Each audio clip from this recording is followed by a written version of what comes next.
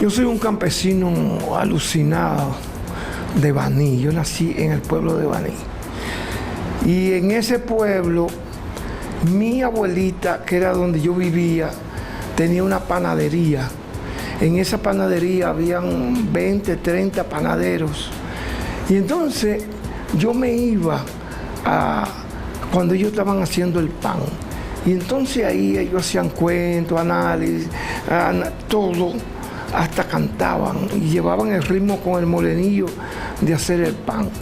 Cuando en su casa había una fiesta, una actividad, me invitaban, yo iba y ahí comencé a conocer los palos, los atabales, los cuentos de muertos, todo lo que significaba en un pueblo las leyendas y las tradiciones. Eso hizo que cuando yo me hice bachiller y se abrió un espacio con el profesor Juan Bosch, que envió a varios países para hacer carreras que no habían, yo entonces decidí estudiar sociología. Yo estudiaba sociología en la Universidad Autónoma de Santo Domingo. Hice el primer semestre y me fui a Brasil. Y cuando en Brasil yo me fui a la favela, yo me metí en el carnaval, yo me metí con lo que eran las expresiones populares, como por ejemplo el día de Año Nuevo, habían cientos de gente, mujeres vestidas de blanco, haciendo homenaje, tirando flores a la sola en honor a Yemayá. En cualquier esquina yo me encontraba una macumba que era una ofrenda con flores, y entonces yo comencé a preocuparme por la cultura popular, por la identidad popular, por el pueblo. Cuando yo regresé de Brasil, que vine a Santo Domingo, aquí yo entré como profesor a la Universidad Autónoma de Santo Domingo. Al poco tiempo yo me fui y comencé a hacer todo lo que eran las investigaciones sobre la religiosidad popular, sobre las brujas, los curanderos, todo lo que implicaba realmente aquello que a nivel académico era prohibido y que la propia sociedad había censurado. Así nació, por ejemplo, lo que fue el Grupo Convite. El Grupo Convite fue un grupo de experimentación musical a nivel de la nueva forma, de nueva canción. Debutamos en 7 días con el pueblo y de ahí seguimos un trabajo donde profesores y estudiantes participábamos. Por ejemplo, yo recuerdo mucho que se avergonzaban gran parte de los profesores cuando yo subía a una tarima con una güira a tocar y decían, pero ¿cómo es posible que un profesor de la universidad esté tocando una güira? Claro, ahí estaba todo el prejuicio de clase, todo el prejuicio racista, porque si hubiera sido un violín o un piano, estaba bien. Entonces eso nos demuestra incluso esa dependencia colonizada de nuestro contexto.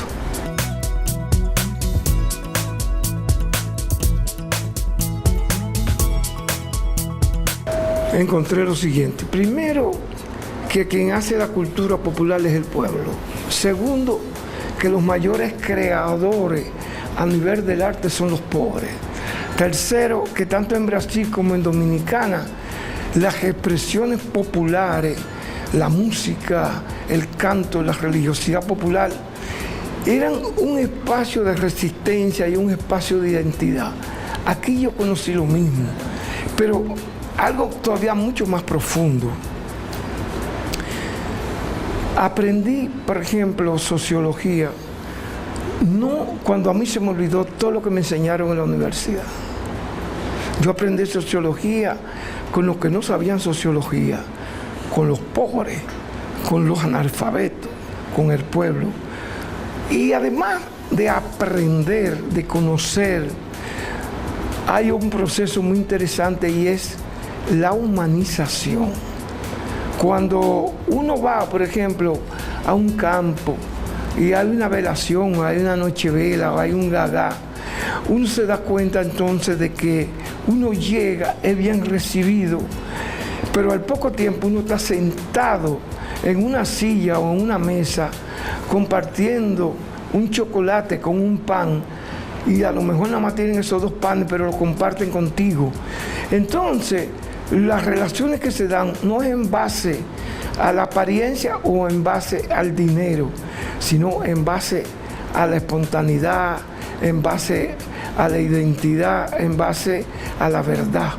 Entonces, uno se humaniza. Yo me he humanizado, he podido soportar este tipo de sociedad gracias al contacto y a la relación con el pueblo y con la gente.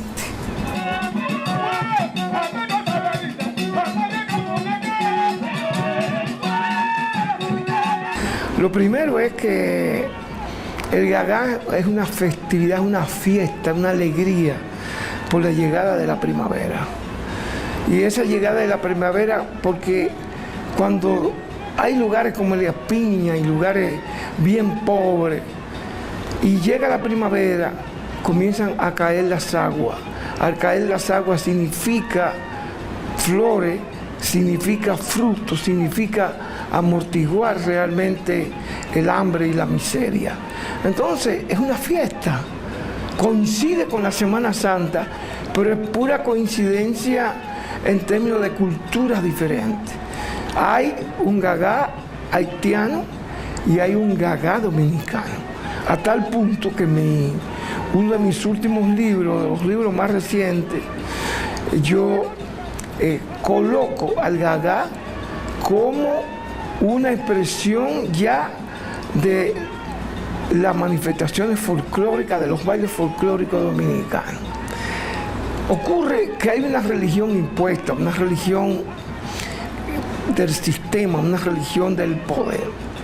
Esa religión es una religión que hace y es cómplice de todo lo que ocurre a nivel social. Pero hay una espiritualidad, una manifestación religiosa, parte del proceso de resistencia de 500 años, por ejemplo en el caso del vudú, que los africanos traen de todo lo que significa lugares específicos de África, los vudú. Y luego en Haití esto se transforma con la relación fundamentalmente de la religión católica y se hace una religión particular, una religión acorde con el lenguaje, el código y las necesidades de la gente. Eso ocurre igualmente en Santo Domingo, pero nosotros todo lo transformamos, no importa de dónde venga ni quién nos traiga. Y aquí hoy podemos hablar de un vudú dominicano. Entonces hay un vudú dominicano, hay un vudú haitiano. Ambos son religiones de la cotidianidad, son religiones para resolver problemas materiales y problemas existenciales, pero son los que mantienen este nivel, por ejemplo, para la sobrevivencia a nivel de un tipo de sociedad como la nuestra, donde el que se enferma tiene que entrar en un mercado porque la medicina es una mercancía y no realmente un espacio para resolver los problemas de la gente. Entonces, la religión es imprescindible, es necesaria en todo lo que significa la cotidianidad, resolver los problemas. Me botaron del trabajo, se me fue la novia, la mujer me dejó así, estoy sin dinero. Para poder dar lo que se llaman los niveles de esperanza en un tipo de sociedad de la desesperanza como la sociedad nuestra.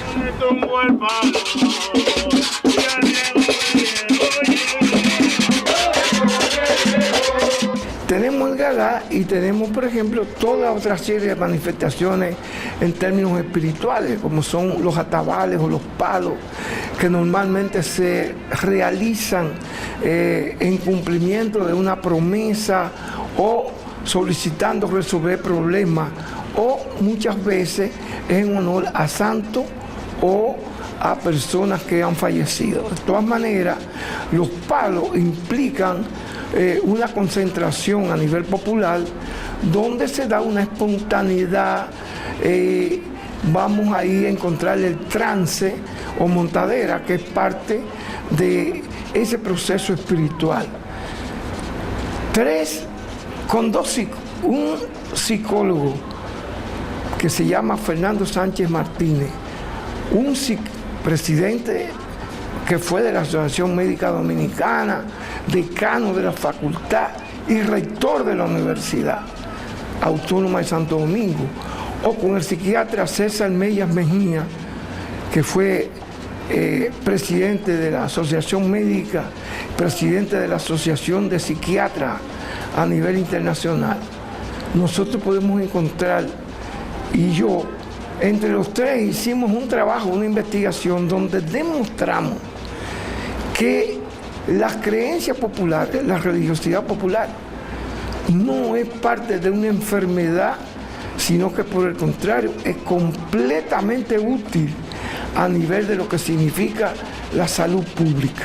De tal manera que la religiosidad popular, las creencias son imprescindibles, son positivas a nivel de la credibilidad de la gente. Nosotros en ese estudio demostramos que a nivel popular esas celebraciones y esas manifestaciones son completamente útiles a la salud mental de la gente.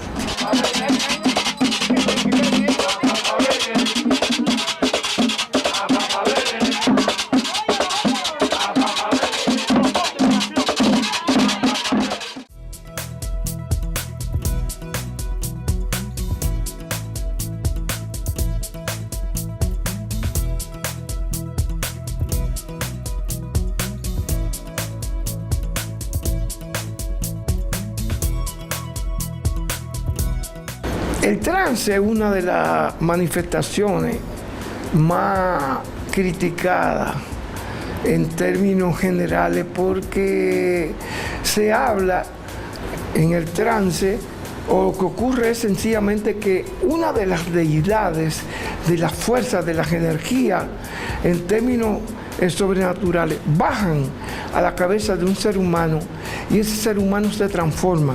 Por ejemplo, si baja en mi cabeza, yo dejo de ser Dagoberto y soy Candelo, soy Anaísa, soy otra deidad.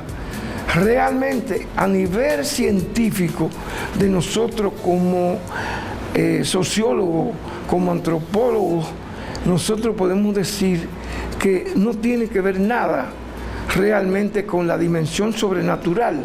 Algunos dicen que es diabólica, eso es una falacia, eso es mentira. El trance se da como parte del manejo de lo que significa la energía en términos humanos. Es un proceso muy interesante y nosotros podemos decir que eso es una manifestación real.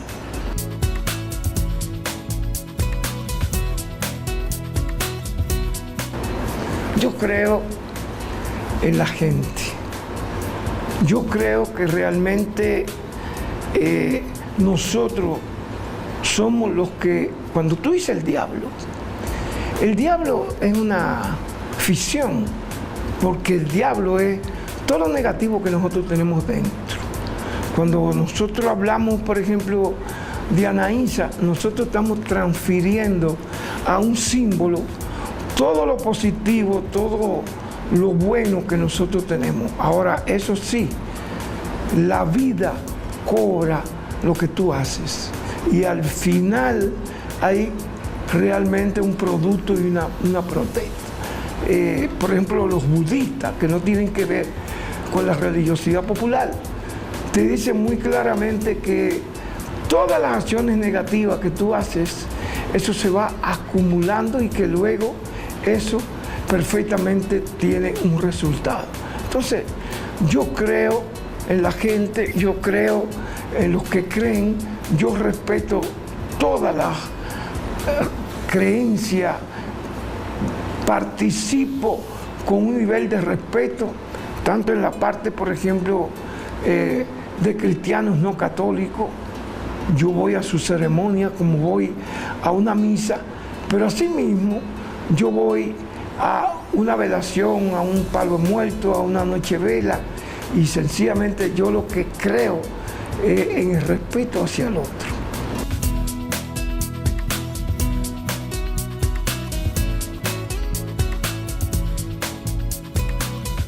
En Brasil yo vi una película que se llamaba Veredas de Salvación y era la historia de un manielo, un palenque, o sea, el sitio donde huían los negros a las montañas en la búsqueda de su libertad.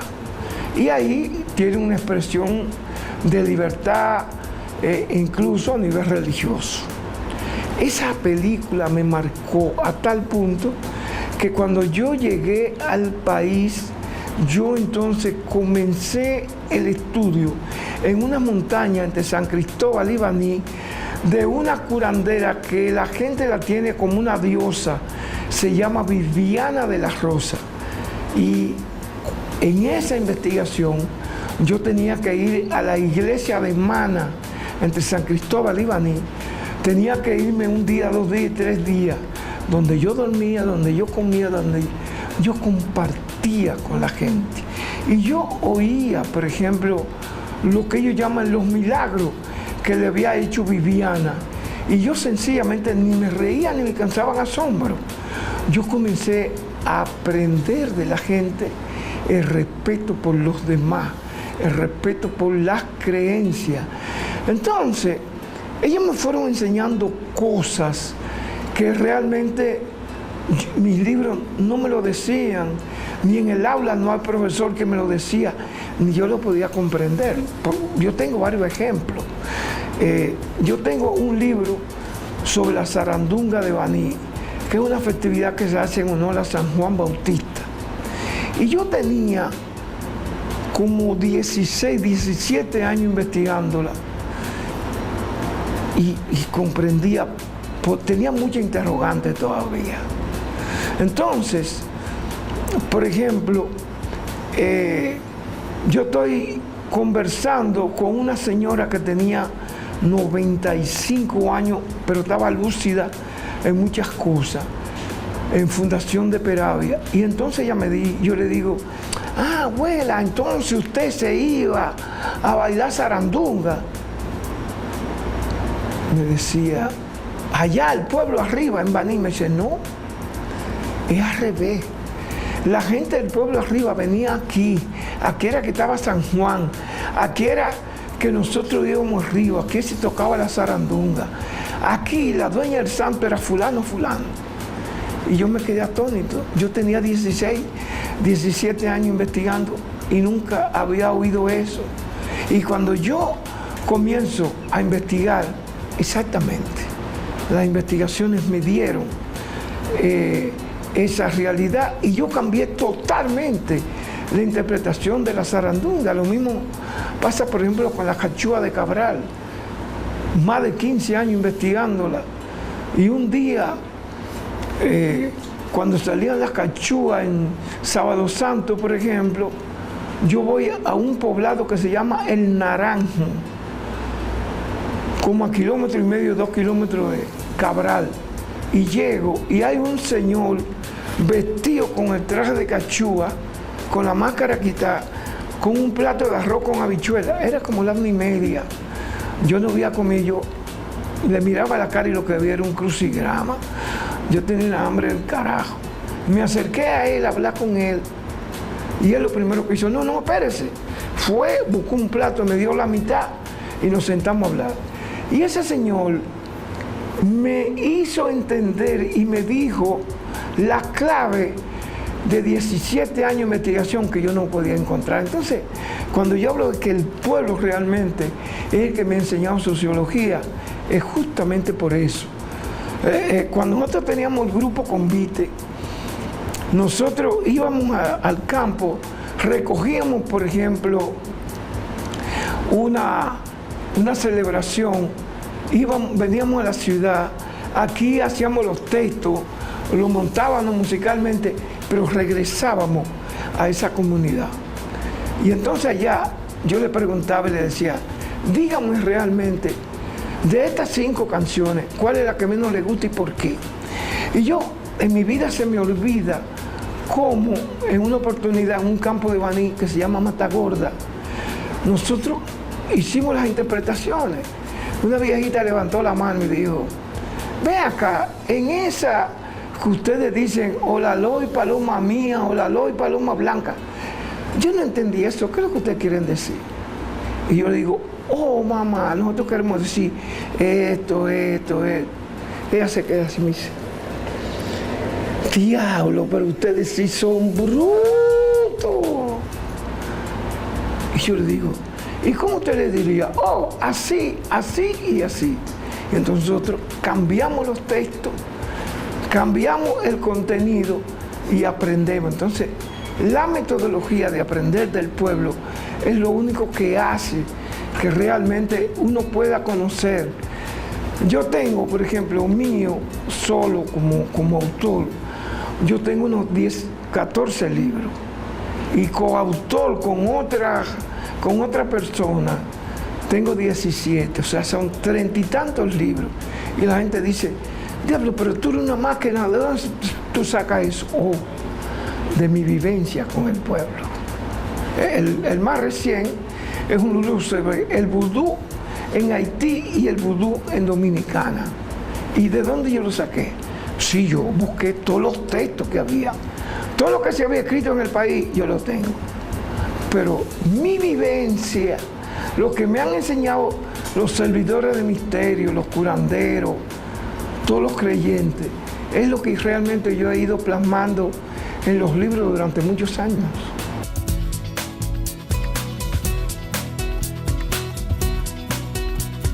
A mi estudiante yo le mostré que lo que le estaba enseñando era algo transitorio para que ellos aprendieran a buscarle la realidad y ponerse al día.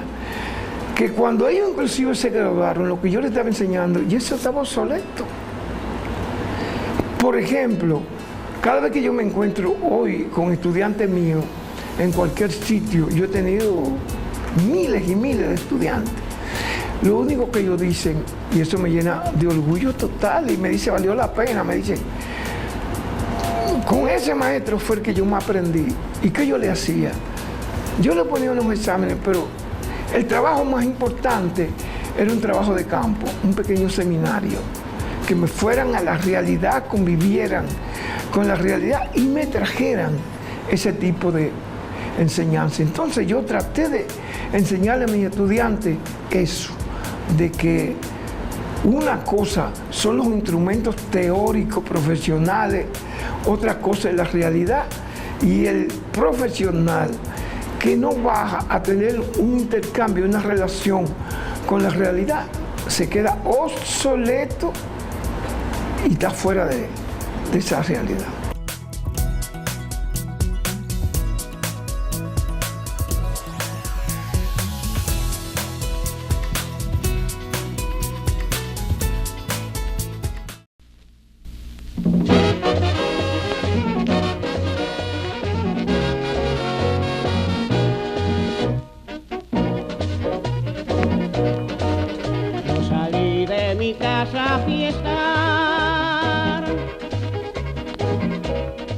El merengue es una expresión fundamentalmente popular a nivel campesina, con una base de una herencia africana fundamental, la parte rítmica, la parte inclusive instrumental, con excepción del acordeón, que no es africano, pero ocurre que el merengue comenzó, no fue con acordeón, el merengue comenzó con cuerda, con un tres, con guitarra, tal, donde muchas de esas cuerdas tenían una herencia incluso africana, aunque la expresión de esa época ya era una expresión europea.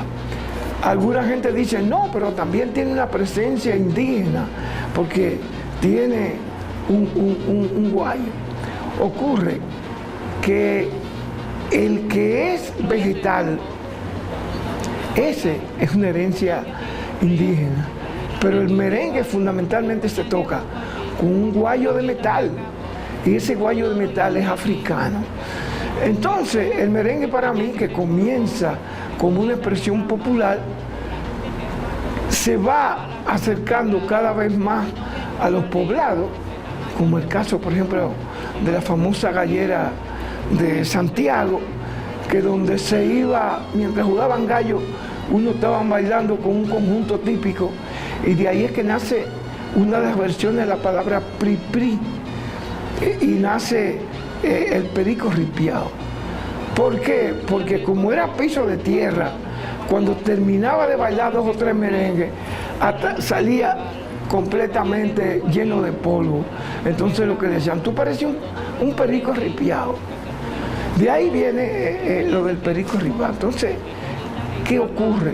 Trujillo se da cuenta de lo que significa el merengue a nivel popular, y Trujillo, por ejemplo, los 2 merengueros más grandes y más famosos que han tenido el país, Ñico Lora y Toño Abreu, Trujillo se lo llevaba a los mítines, y como no había equipo de sonido en esos campos, el acordeón y la tambora y la guira hacía que la gente viniera, y ahí se utilizaba para hacer el mitin.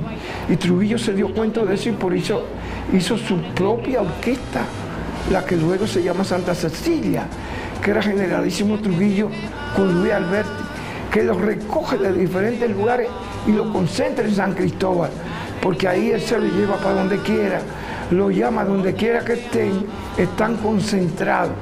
Entonces el merengue con Trujillo ocurre que cuando iba a los pueblos y tocaban un C, los C antes eran un conjunto de 4 o 5 piezas. Se tocaba un merengue, se tocaba un bolero, se tocaba otra más movida y terminaba con otro merengue. Entonces, ¿qué pasó? Que Trujillo, que era un guardia que sabía bailar merengue, con un tipo de merengue acompasado, cuando salía a bailar salón, claro, todos los lambones, todos los alrededores, salían a bailar también. Y de ahí el merengue se va constituyendo, porque Televisión Dominicana la convierte en un himno de identidad nacional. Y entonces en Radio Televisión Dominicana, la voz con Petán, la voz dominicana, nosotros entonces vemos cómo el merengue logra convertirse en el ritmo nacional. Fíjense que el Congreso Nacional acaba de dar una ley donde define al merengue como ritmo nacional y marca país. Pero ocurre que eso es inclusive hasta parcial, porque en este país hay otros ritmos que no es el merengue, que son también nacionales. Claro, lo que ocurre en el merengue es el más productivo a nivel económico, porque está la salve, por ejemplo, están, por ejemplo, los atabales, que en cualquier lugar del país que tú vayas hay salve y hay atabales. Eso sigo creyendo, y es una gran tragedia, que en un momento dado los disqueros descubrieron que daba más cuarto la bachata. Y entonces, hoy en día, nosotros podemos encontrar inclusive emisoras de radio que tienen el día entero bachata y hasta salsa, y no tienen merengue. Para la gente oír un merengue hoy tiene dificultades, porque eso está relegado por un problema económico.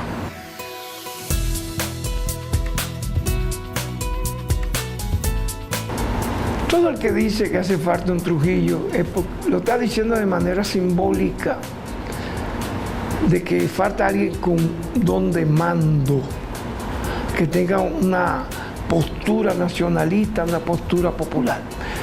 Pero todo el que dice que se falta otro Trujillo, pensando en el Trujillo histórico, realmente no sabe lo que está diciendo, porque si hay un símbolo de opresión, un símbolo de explotación, un símbolo nefasto, es justamente la figura de Trujillo. Aquí no faltan Trujillo, aquí lo que faltan son gente que realmente gobiernen en función de los intereses de la nación y en función de los intereses del pueblo.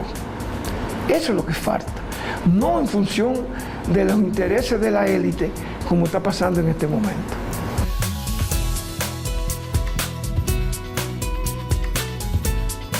La identidad no es un apellido que se mantiene, sino que la identidad es una expresión acorde con lo que está ocurriendo en ese momento, y la identidad se va transformando porque la realidad, la sociedad se transforma, y porque el pueblo es muy sabio. Hay cosas que en este momento tienen vigencia y que poco a poco el pueblo la va desechando y desaparecen, y aparecen cosas nuevas. Por eso yo no soy de los que me asusto y digo, ay, se está perdiendo tal cosa, hay que rescatarla como sea. No. El que la rescata es el pueblo. Si el pueblo no la rescata es porque ya cumplió su trabajo, prendió su cometido. El pueblo tiene su identidad y el pueblo es el que mantiene todo ese proceso de valorización. Por ejemplo, la bachata es parte de la identidad dominicana, el merengue es parte de la identidad, los palos. Entonces, la característica fundamental de la identidad es la diversidad.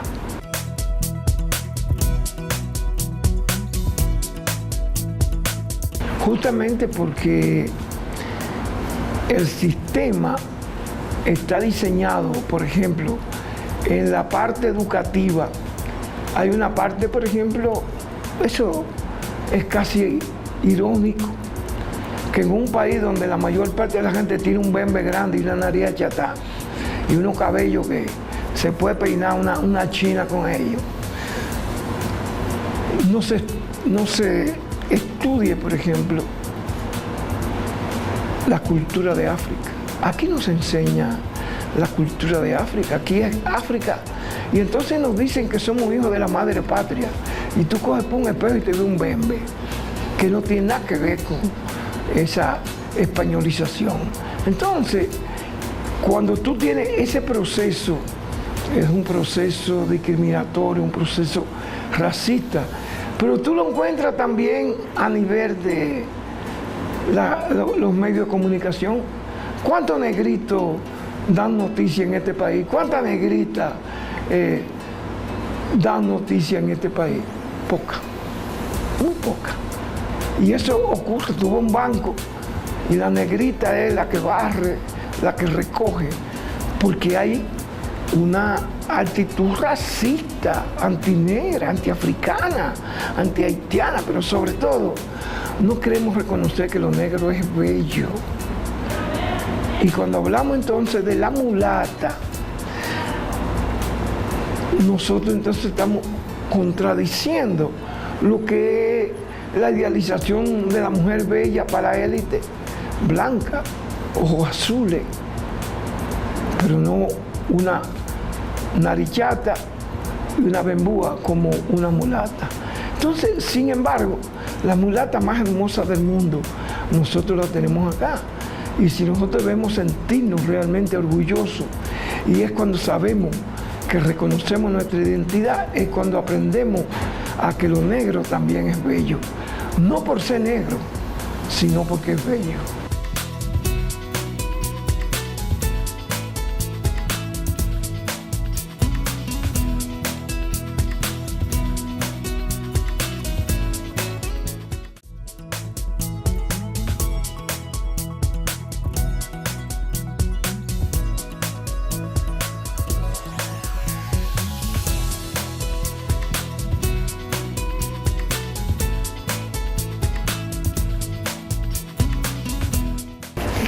Lo que creo es que se ha llegado a un nivel de irracionalidad, de absurdo, de algo que debió haber sido hace muchos años totalmente superado.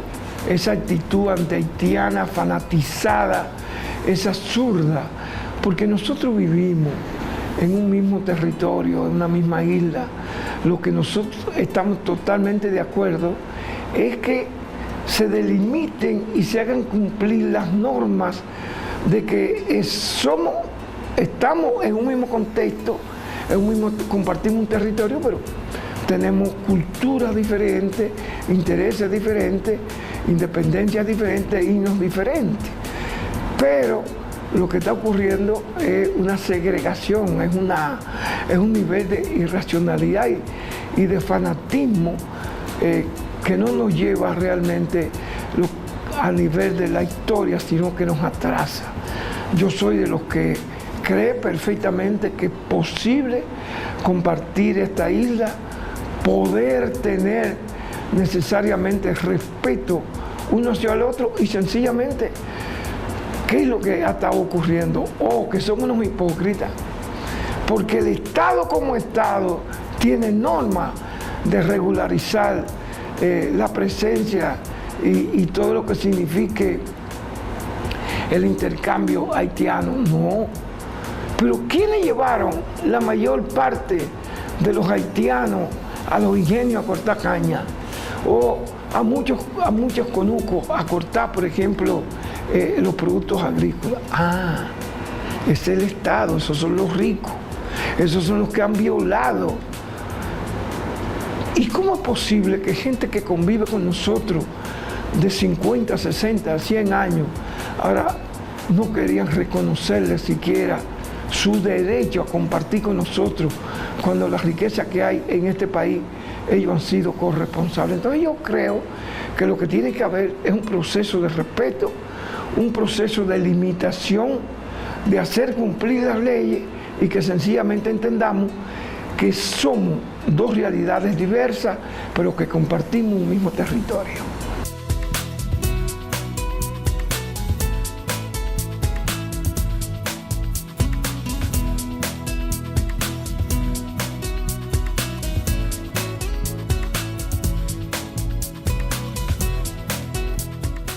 Al revés, nosotros tenemos un sistema que no es accidental, sino es articulado, donde, por ejemplo, nosotros tenemos aquí que en la escuela primaria, en la escuela secundaria, lo que se enseña es una historia al revés, es una historia del blanco, es una historia del vencedor, es una historia colonizada, es una historia de una cantidad de héroes que nunca fueron héroes, de batallas que realmente nunca se dieron en la magnitud en que está planteada. Y esto parece como, esas son historias que parecen como esa película del oeste, donde 2.774 indígenas para 8 españoles, y los 8 españoles le ganan a todos esos indígenas. Y todas las guerras son ganadas por los dominicanos. Así es que está hecha una historia al revés. Yo pienso que no, yo pienso que tiene que haber una historia del pueblo, no biografías de las élites, no biografías de gente, de generales que nunca fueron generales. Pero el colmo llega a que uno va a una escuela, por ejemplo, o a una oficina, y uno mira así los padres de la patria, y se da cuenta que, por ejemplo, Sánchez está totalmente maquillado, está deformado. Sánchez tenía los pelitos duros, Sánchez era un mulato, más negro que mulato, y sin embargo, lo entienden que es feo, y lo han pintado, y lo han maquillado, y lo han blanqueado. Eso es farsear la historia. Entonces, claro, hay instituciones que son inclusive del Estado, y otras que son particulares, haciendo trabajos importantes, como el Archivo General de la Nación, por ejemplo, que ha publicado una cantidad de obras que se mantenían completamente marginadas y que se mantenían escondidas. Lo mismo ocurre, por ejemplo, con la Academia de Historia. Pero en términos de los medios de comunicación, en términos de la escuela, es una estructura organizada para farsear la historia y no enseñar la historia realmente del pueblo dominicano.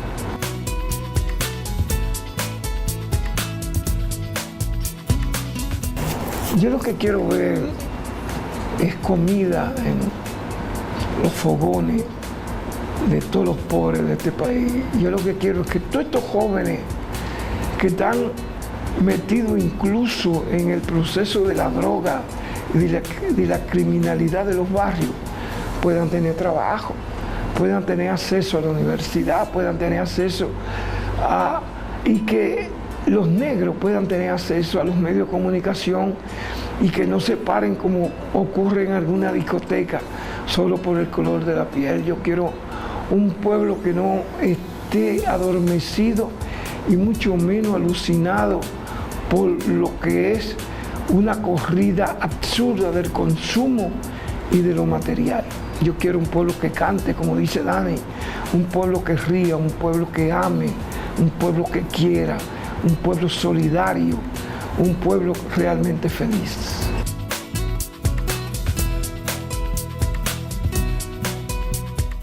En toda mi carrera de investigación, de convivir con el pueblo, nunca he tenido un momento que me haga pensar que lo que he estado haciendo durante toda mi vida no valía la pena. Nunca he tenido ese nivel de llegar a esos límites, al revés.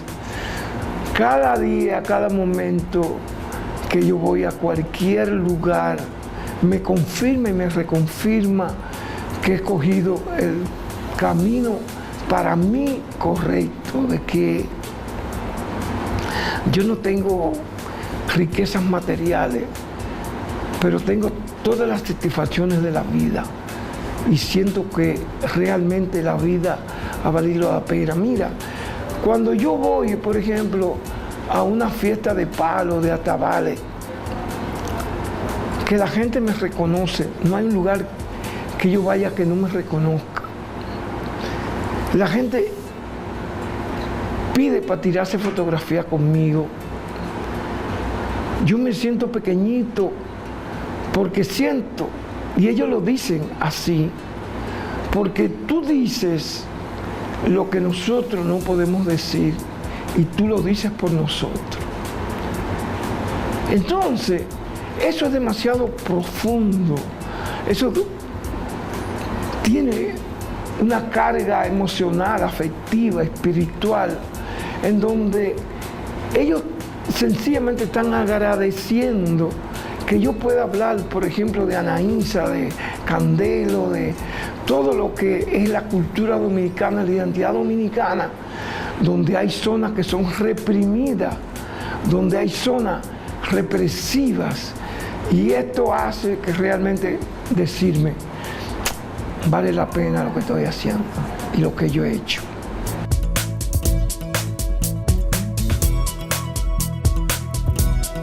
Mientras yo pueda respirar, esta es mi vida, aquí es que realmente yo me reencuentro, aquí es que yo me encuentro, aquí es que yo me humanizo, aquí es que yo puedo soportar vivir en este tipo de sociedad, porque el pueblo me da toda la energía, toda la vitalidad, me da su propia savia, que es la savia realmente de la vida, de la esperanza.